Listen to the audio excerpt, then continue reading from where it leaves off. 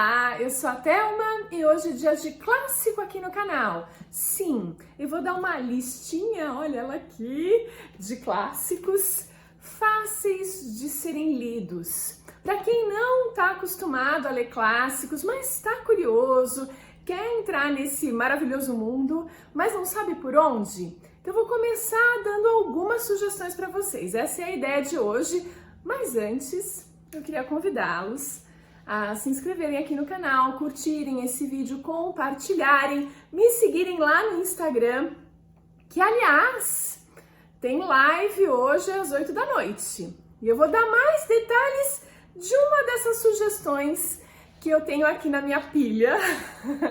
E eu vou já separar aqui, ó, de quem a gente vai conversar hoje à noite. Ernest Hemingway, que foi um escritor, um autor de clássicos, vencedor do Nobel, acho que ele ganhou o Pulitzer também, não tenho certeza.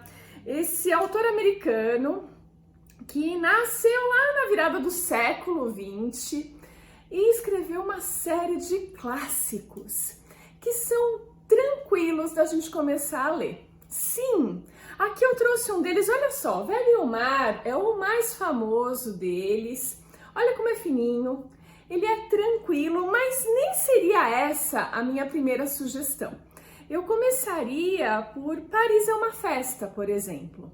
Sim, Paris é uma Festa, ou ainda Adeus às Armas.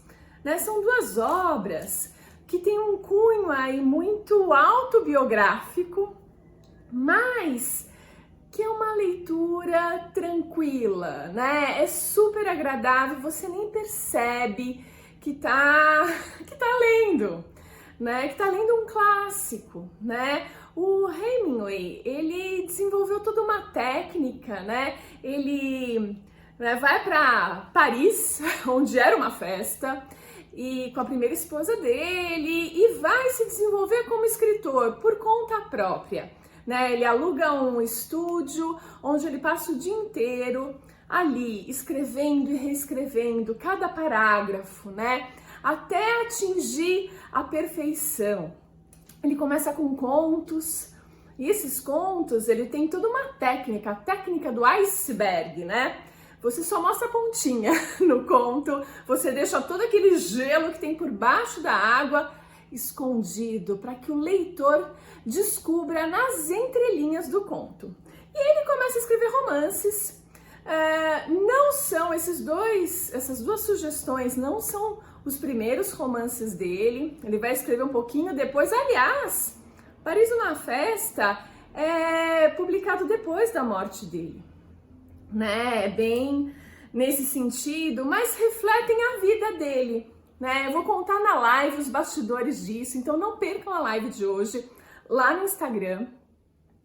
Mas ele conta da vida dele. Ele por si só era um grande personagem, ele teve uma vida incrível, ele era um cara carismático e ao mesmo tempo com depressão, tinha aí uma bipolaridade, bebia pra caramba e era muito apaixonado pela vida, né? Apaixonado pelas mulheres. Então eu vou falar um pouquinho de tudo isso.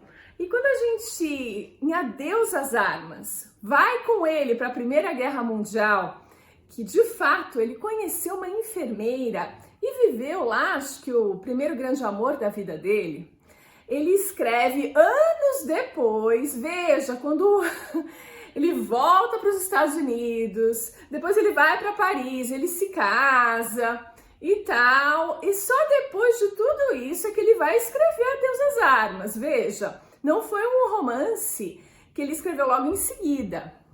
Então você fala, ele tá contando a história dele. Em parte sim, mas tem muito mais por trás de Adeus às Armas, que é uma leitura romântica, é uma leitura que traz essa pegada de Primeira Guerra Mundial, que é um fato raro na literatura, mas é muito tranquilo de ler. E Paris é uma Festa, gente, é uma festa, sério, é muito tranquilo.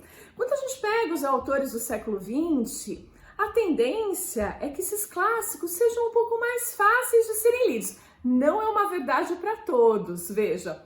Tá aí uma Virginia Woolf para me desmentir, ou mesmo, né, um James Joyce, enfim.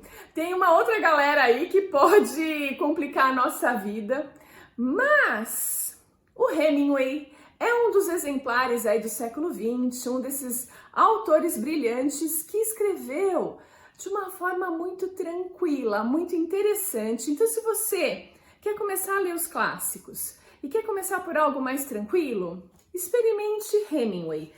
E o Velho e o Mar também é uma pedida. Aqui existe um subtexto mais denso, então talvez você possa achar mais complicadinho, mas também é uma boa opção.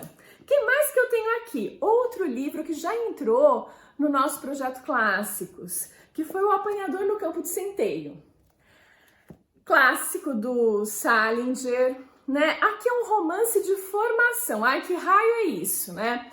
É um romance que conta a trajetória de um garoto, geralmente, de uma pessoa jovem, e ela vai se desenvolvendo durante essa história, né? Ela vai amadurecendo de alguma forma. É uma jornada do herói, né? De um jovem, geralmente, né? E aqui não é diferente, a gente vai conhecer o Holden Caulfield. Ele tá em colégios internos, frequentando colégios internos no plural, porque ele é expulso desses colégios. E ele vai dar uma de maluco e vai fugir do colégio, vai viver uma aventura em Nova York. Gente, é muito interessante. Aí vocês podem... Eu tava abrindo aqui a primeira página para relembrar um pouquinho. E ele já dá... Olha como o Salinger escrevia bem. Por isso é fácil a gente começar por um desses clássicos, né? Que o autor nos pega na nossa mão e nos leva nessa viagem. Aqui no primeiro parágrafo, ele fala assim, eu vou contar a minha vida. Mas assim, ele já coloca um parâmetro em relação ao David Copperfield, do Dickens, que é desse tamanho. E talvez, veja, para quem não tá lendo os clássicos ainda, não entrou nesse mundo, encarar um calhamaço é assustador mesmo. Se a gente tá querendo começar, é mais fácil escolher algo assim. Então aqui ele dá uma pista pra gente de cara. É um romance de formação, como David Copperfield, só que é tranquilo, né? Ele tá mais nos nossos dias. E, gente, ó, vou contar pra vocês a minha experiência. Esse foi o segundo livro do Projeto Clássicos aqui do canal. Eu tinha, na época, eu tava super preocupada com dar conta de ler, né? Tudo num mês e fazer os vídeos pra vocês. Então eu tinha feito uma meta, como ele é fininho, era uma meta de 10 a 20 páginas por dia, muito tranquilo. Aí um belo dia, logo no começo do mês, eu começo a ler só para sentir como vai ser essa leitura, como iria ser, né? Quando eu vi, eu tinha passado de 60 páginas, numa sentada. Você nem percebe. Você vai entrando nesse universo, nessa aventura do Holden, que você esquece da vida. É a magia do clássico e uma leitura interessante. Então, se você quer começar a ler um clássico e não sabe por onde começar, se você já viu essas histórias que contam a trajetória de um garoto, uma aventura de um garoto, e você achou isso legal, aqui é uma excelente pedida. E esse livro, ele tem todo um folclore em cima dele, porque o cara que matou o John Lennon tava com esse livro na mão, lendo e lá, essas coisas. Mas, independente das lendas, um baita livro e fácil de ler. E você vai se divertir pra caramba, vai por mim. Aí você pode pensar o seguinte... você tá escolhendo autores do século XX. De fato, aqui, por enquanto, foi isso mesmo. E isso tende a ser mais fácil. Mas não precisa ser do século XX, não. Vou mudar de século e vou mudar de país. Né? Eu falei de um americano, eu falei, na verdade, de dois americanos. vou mudar para a Rússia. E eu tô falando de Dostoiévski. Ah, Dostoiévski, caramba, fácil começar por Dostoiévski. Irmãos Karamazov, desse tamanho. Crime e Castigo. E os nomes, né? Crime e Castigo, você já fala assim, pô, vai rolar um crime do tipo hediondo. Isso aí é fácil de ler? Ó, eu vou dizer para vocês que não é tão difícil assim. Mas pra gente começar com uma historinha tranquila, eu tenho aqui Noites Brancas, né? Veja, é um livro muito tranquilo, muito... Você vê que ele é fininho, ele quase lembra um conto, né? E vai começar a nos introduzir para esse universo do Dostoiévski, o que acontecia lá na Rússia, o que são essas noites brancas, que na verdade é o verão lá de São Petersburgo, que como fica muito próximo ao polo, no inverno é super escuro, você quase não tem luz do dia, porém no verão você também só tem luz. O sol praticamente não se põe, ele descreve uma trajetória no céu, então você tem noites brancas, porque o sol não se põe totalmente. E aí ele vai contar uma aventura de um jovem aqui, nesse momento, um jovem solitário lá de São Petersburgo. Muito bom, tranquila a leitura. Você vai começar a conhecer o universo do Dostoiévski, que é um dos maiores autores de todos os tempos. Ele transcende o papel de escritor, enveredando para o filósofo, né? Para alguém que conhecia a vida humana, assim, nas suas peculiaridades, porque ele viveu.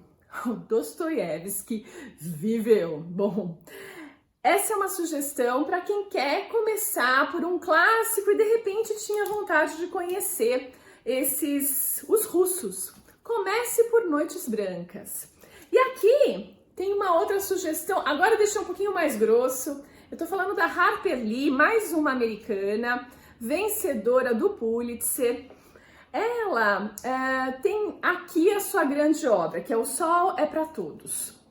Ela vai retratar aquele período difícil da depressão americana, 1930, 29, né? Passando a década seguinte a 1929. E essa história, gente, fica leve. Ela acontece lá no sul dos Estados Unidos, que é escravagista, que é preconceituoso, enfim.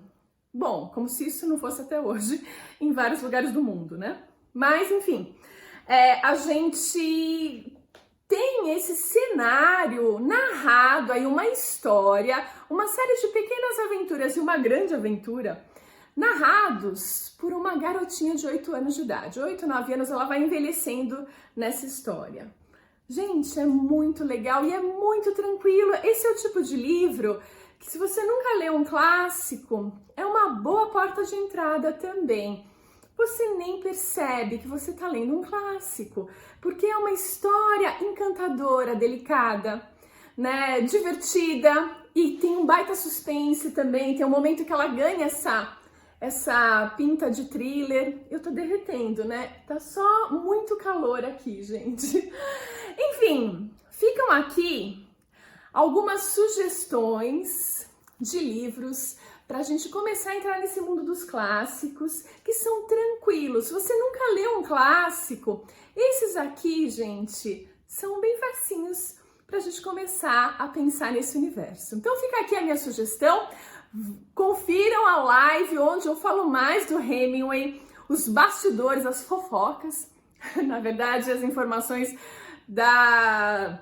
do memoir dele, da biografia dele, nesse sentido.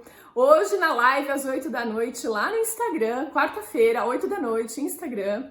É isso, eu fico por aqui e a gente se vê hoje à noite e no próximo vídeo.